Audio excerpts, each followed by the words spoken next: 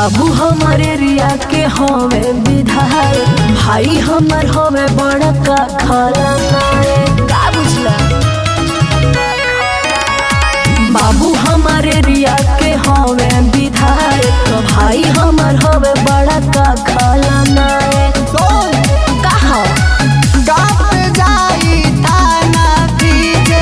हमारा बारे में पूछ देबे,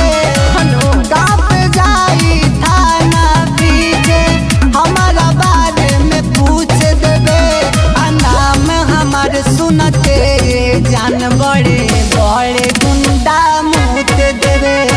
नाम हमारे सुनते जान बड़े बड़े गुंडा मुँह देवे। का बुझले? सब कुछ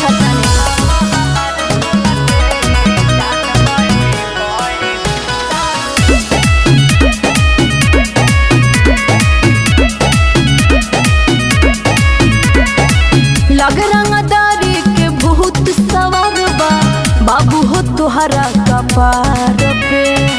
बाबू से मिली हाँ 2 मिनट में झाड़ दी है बुखार के। अरे बचिए के रही हा। लग रंगदारी के बहुत सवार बा, बाबू हो तुहरा कपार पे। बाबू से मिली हाँ 2 मिनट में झाड़ दी है बुखार के। उनकरा जैसन ढेर विधायक लाइन लगावे ले दुआर पे। जाने के बाद हमारा बारे में पढ़लिए अखबार के। अरे कम फेंका। हमारा सोचा उहे बचल जे थोड़ा आशा छूक देवे। हमारा सोचा उहे बचल जे थोड़ा आशा छूक देवे। नाम हमारे सुनते जान बड़े बड़े गुंडा मुँह देवे। नाम हमारे सुनते जान बड़े बड़े गुंडा मुँह देवे। करे जा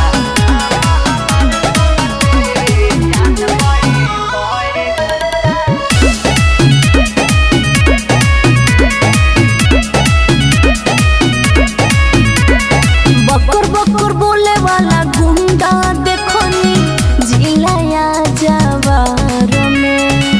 कतना गइले बकसरा घाटे, कतना गइले तिहाड़ में। ए बाबू बकर बकर बोले वाला गुंडा देखो नी यूपिया बिहार में। कतना गइले बकसरा घाटे, कतना गइले तिहाड़ में। मत बजकारा हाथ रखिले उहे रहे सरकार में। आरा से दिल्ली चर्चा चलेला न्यूज समाचार। अरे ई बात बा। बाबू धन मनीष से बोलना अब कवन प्रूफ लेबे। बाबू धन मनीष से बोलना अब कवन प्रूफ लेबे।